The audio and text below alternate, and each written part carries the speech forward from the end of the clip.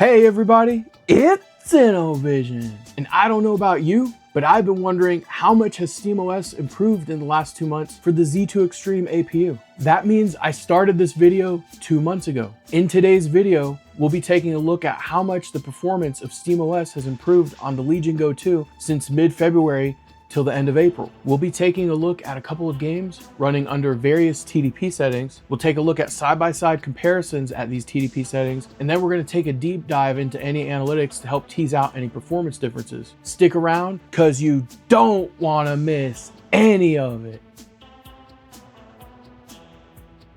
Since February, Valve has added native RGB lighting support for the Legion Go 2 controllers, as well as working suspend and resume using the power button. We're still waiting on a native brightness slider fix. I have a video on the channel that shows you how to install a workaround. But an amazing feat is that Valve has now added support for all of the AMD Ryzen based handhelds under SteamOS. That means you can take any third-party AMD Ryzen based handheld and run SteamOS on it at this point. In terms of the test bed here, the intent of this kind of test is to look at SteamOS holistically. I'm not drilling down into which Proton version. I'm just using whatever the stock version of Proton is at a given time. Now, in all of these tests, I'm using SteamOS 3.9 right off the main update channel. And I'm using the stable Steam Deck client. But this is a really good end-to-end kind of performance test to understand as a whole, how has the system improved or not improved over time. We're gonna be taking a look at Shadow of Mordor and Black Myth Wukong under 15, 20, and 25 watt TDP settings. And as we take a look at each of these games, I'll share the settings that I used. All right, let's get started. First up, we've got Shadow of Mordor. We're running at the full native resolution of the Legion Go display with no FSR upscaling. And there's no FSR frame gen, and we're using the high quality preset.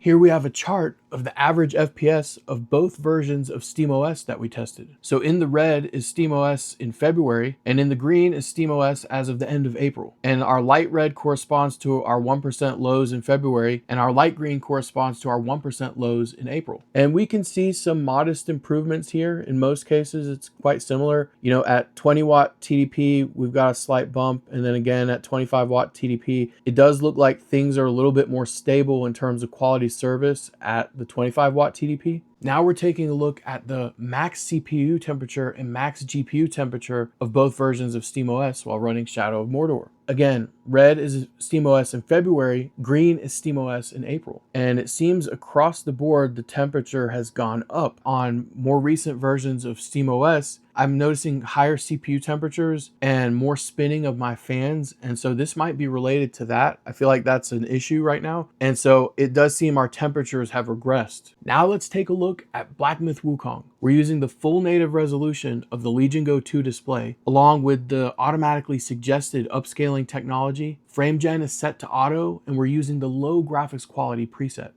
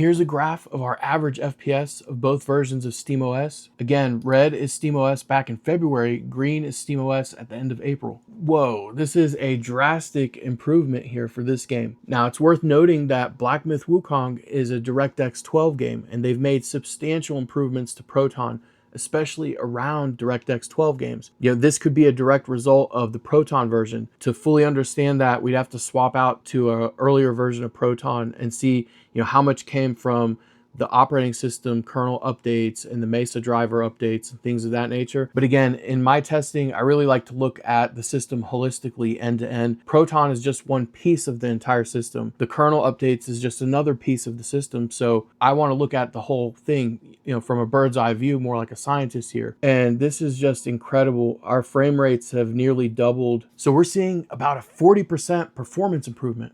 Here's a graph of our max CPU and GPU temperatures for both versions of SteamOS. Again, red is SteamOS back in February, green is SteamOS at the end of April. And this chart is telling a way different story than the Shadow of Mordor test. With the exception of the 15-watt TDP case, it seems across the board our temperatures have gone down. And this could be related to the improvements in Proton, but as a whole, I really like this trend. Things are much better. We'll wait and see about this bug where I see that the CPU temperature climbs by itself. What I've noticed is in game mode, even if I'm not doing anything with my device, I just hear the fans spinning and the temperature is rising and then it settles back down.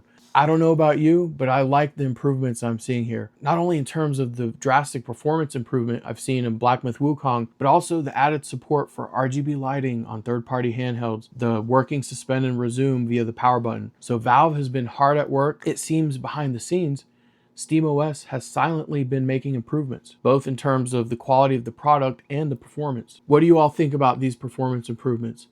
Drop a comment, let me know. If there are any other games that you'd like to see tested, let me know. Unfortunately, I can't go back to February and test those games, but from now until June, I can capture data in May and compare it to what the result would be in June, and that might be interesting. So let me know what you all think. And in other news, the Steam controller is about to launch by May 4th. I know I'm picking one up because I can't wait to test it out and see how it improves Steam input on my PC gaming experience. What do you all think about the Steam controller? Are you picking one up or are you gonna pass? In terms of the Steam machine, I'm going to personally pass on it because I built a high-end gaming PC that's running SteamOS and I'm very happy with it. And my build is going to outperform the Steam machine for years to come. I do really want to pick up the Steam frame. I don't have a modern VR headset. I have a very old developer one called OS VR, and it's severely outdated. And I'm really excited to try a modern VR experience, especially something that can run games natively using Proton. These are super exciting times for gamers. We've never had so many choices